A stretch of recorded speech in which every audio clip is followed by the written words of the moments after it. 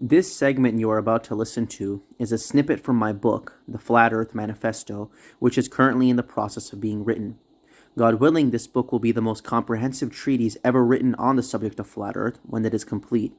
It will touch on many topics: the science, the historical documentation, the philosophy, the scriptural support for the flat Earth, and the history of space as an industry, just to name a few. If you are interested in learning more, subscribe to my channel and turn on notifications to get more updates about the book. Peace and God bless. So, this particular passage I'm reading right now from the manifesto, I'm talking about a specific verse in the Quran, which is chapter 52, verses 43 to 44.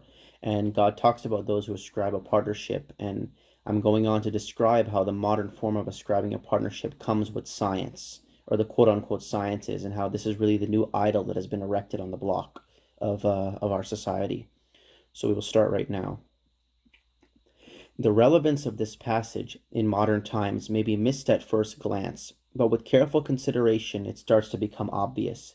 This is speaking directly to the issue of the sciences, which mankind has in fact always exulted at when he builds tall structures in large empires. Those who associate a partnership today exist as those who claim to believe in God, but then go on to make partners with him like science, which they think is an infallible well of knowledge, when in reality the secret workings of the heavens and the earth belong to God alone, full stop. The men who go on to conform the scriptures to the dogmas of so-called science are unmistakably in a state of idolatry. They have set up another god with God, apportioning to that new deity knowledge, powers, and jurisdiction that it does not rightfully possess. For the vast majority of religion enthusiasts today, it is not just God for them, it is God and science, or more accurately, science and God. This particular form of association is the great heresy of our time. We can see a perfect example of this today with superstars in the so-called Islamic world, like Dr. Zakir Naik. The style of apologetics which he pioneered and has become the most popular amongst Muslims is another testament to the stranglehold that the science idol has on the minds of people. For those of you who do not know the name, Dr. Zakir Naik is without question the most popular Muslim televangelist in the whole world. His program called Peace TV has reached over 100 million people, and in my opinion is one of the main driving forces behind the popularization and mass conversion to Islam in the West. The mosques, which have been receiving a large influx of converts over the last few decades, have much to owe to this single man. He has an incredibly impressive eidetic memory, having memorized the entire Quran, Bible, Bhagavad Gita, the Vedas, and even the Buddhist scriptures cover to cover by heart, and is able to recall the chapter and verse of any of these books straight from his mind with no notes. His witty responses, likable personality, smooth delivery, and absolutely phenomenal memory have won him the hearts of pretty much the entire Muslim world. If you come from a Hadithan family that hails from the Indian subcontinent, then you know exactly what I'm talking about. Because his lectures are not only in English but in Hindi, his influence has reached far into South Asia. If you are Pakistani, there is no way you have not heard of this man. Oftentimes, whenever I espouse doctrines which my family sees as heresy, like Hadith rejection and flat earth, they will advise me to listen to some Zakir Naik lectures and hope that his content would return my mind back to what they think is a sound orthodox doctrine. What propelled him to fame more than anything, however, is a particular style of proselytizing which he champions, which consists of him looking at the doctrines of modern science, reading those doctrines into the Quran, saying that the Quran knew these contemporary discoveries over 1400 years ago, and for this reason it is the Word of God. This kind of back reading of government-funded science into the Quran has become the most popular way for gaining Western converts into their regressive religion.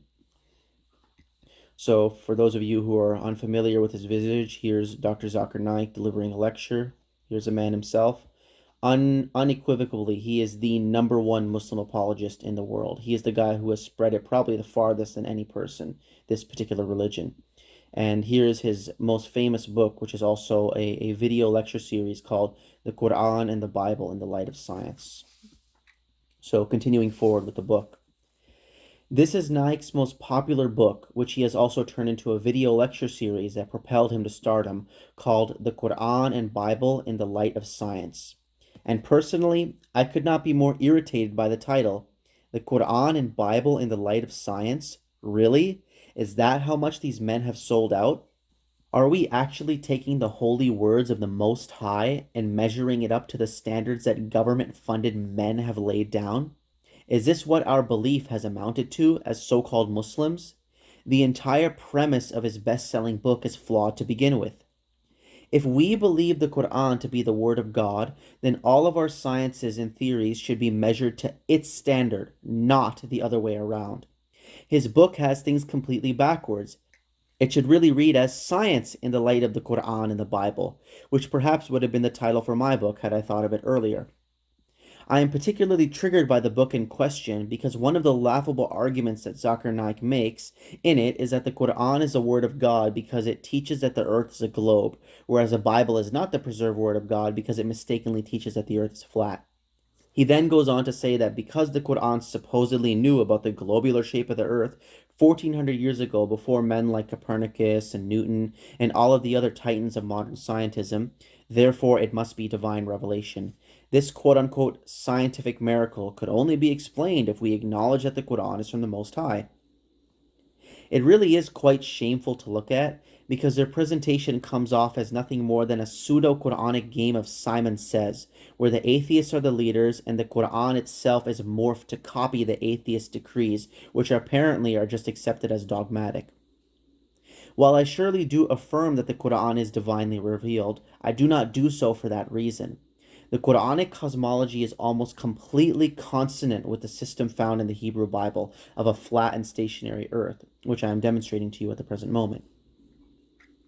My guess for why this apologetical approach has become the modus operandi of the aberrant religion of Islam is because I think that the Muslim world, and specifically the Arab countries, simply grew sick of being called retrograde and backwards by the Western world. Moreover, I believe that they became deeply frustrated by their lack of wealth in comparison to their industrialized rivals across the Mediterranean Sea and Atlantic Ocean, although they were superior in morality, but that is all starting to change very quickly. They got dazzled by the flashy, attractive-seeming sciences of the West and wanted to capitulate to the worldview of the men who created it.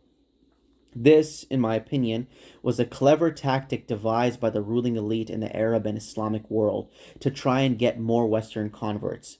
They wanted to water down the message of the Quran so that it would be more palatable to the science-obsessed people of Europe, America, and Canada, which would lead to more Westerners embracing their religion and donating their strong currencies into the mosques, which are very intimately financially tied to the governments in the East. That is why men like Naik receive immense financial funding from abroad, usually Islamic governments being the most generous, to support his ministry. And this tactic has really worked like a charm. If you think of the events happening within the religious and philosophical landscape over the last 30 or so years from that perspective, then suddenly everything starts to make more sense. You begin to understand why right now the Quran is beginning to be rebranded into a book that champions Western values like humanism, feminism, the equality of men and women, and of course, more than anything else, the sciences. This is all an effort to bring more money into their countries, which have been eclipsed by the West in wealth. I see this quote-unquote sciencifying of the message of Islam and the intense modernization, wealth accumulation, and infrastructural revolutionizing of Islamic countries over the last few decades like Qatar, UAE, Bahrain, and even more recently Pakistan as more than just a mere coincidence. This philosophical push, which has been led by men like Dr. Zakir Naik, and the conspicuous radical transformation of the East are two phenomena that are undoubtedly tied at the hip. These two changes have definitely moved lockstep with each other.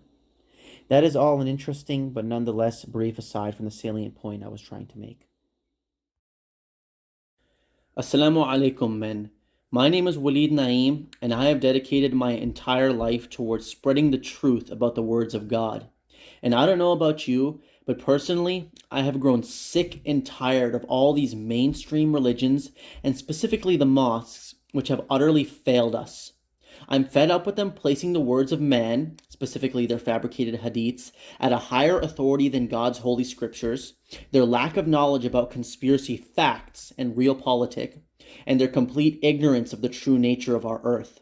I've had enough of their compromise, their weakness, their lame sermons which put people to sleep, their virtue signaling, their fear of facing any real persecution, and their willingness to let the quote-unquote secular atheist utterly trample over them. The atheists own all of the educational boards and teach their propaganda to every so-called Muslim and quote-unquote non-Muslim child here in the West. And now with the Toyota Corolla hoax, the atheist has successfully broken apart our communities and made us utter slaves to their government. Our so-called quote-unquote Muslim sons are a bunch of wannabe hood rat gangsters who vape, drink, smoke weed, and party like animals. And our so-called quote-unquote Muslim daughters are not much different. They have no interest in hearing about the word of God. They are all too busy YOLOing. This has all happened while the imams have been living very comfortably off of the hard-earned money of their community members in the donation bins. As stated before, I personally am completely fed up with this. The mosques have had all of the support, funding, enfranchisement, and time of our communities and have produced absolutely nothing. The atheist has made the so-called quote-unquote Muslim man his bitch. He has steamrolled him in every way possible. That is why I created Eyes Wide Open. This channel exists as a call to action for all of those strong believing men who trust in their Lord fully and refuse to compromise the Quran. It is time the true sons of Adam and the inheritors of the tremendous tradition, in other words, the true Quranic Muslims, to set up something for themselves and fearlessly stand up against the madness that is going on in the world. What you see with my channel right now is only the beginning. These short videos I make in my car are all that I have time for right now, working a full-time job. I scribble these together while at work and make these videos while running errands. But you ain't seen nothing yet. If God should will, I have so much more in store for Eyes Wide Open. I want this to be a platform for the believers. Just a couple of things I have planned for this channel is, firstly, creating scholarly books, documentaries, and essays to arm you guys with the intellectual firepower for dealing with all of our enemies.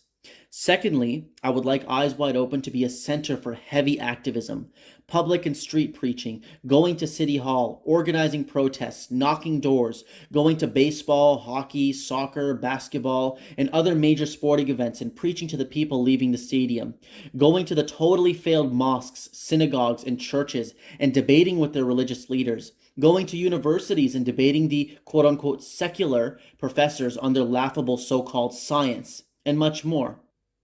It's time the believers start to fight back and shake the cage of this disgusting system. My goal is to create a base for the believers. I want people to know of our name, that there are dedicated, zealous, and studious men who do not compromise the word of God, and we are ready to take action. If we keep waiting for our mosque to do something about the real problems of this world, then we will be waiting until Judgment Day. We need to create something now from the ground up. With that being said, may God bless us in all of our endeavors and guide us every step of the way. If this sounds like something you are interested in, and if you want to be a part of the movement, then you can help me out. My Patreon and PayPal are linked in the description of every video, and, God willing, if enough generous believers decide to fund this platform, then I can quit my full-time job and look for something part-time, or, even better than that, leave employment completely, which will give me more hours in the day to do this work. I do not care to be rich. All of that stuff is vanity anyways. But the fact of the matter is, my wife and I need to eat and have a roof over our heads. So, if you wish to support the cause, then I thank you sincerely for that and promise to fight with might and main in the cause of God for the believers. If you are not able to, hey, then I totally understand. Find somebody else who needs that money and give it to them. Give it out of fear of your Lord and in dread of that great and terrible day, which is coming to all of us. For all of the believers out there, the brothers and sisters who follow hard upon the truth, all I can say is much love to each and every one of you. May God reward you in this life and the hereafter. Praise goes to God alone. Assalamu alaikum, everybody. Peace.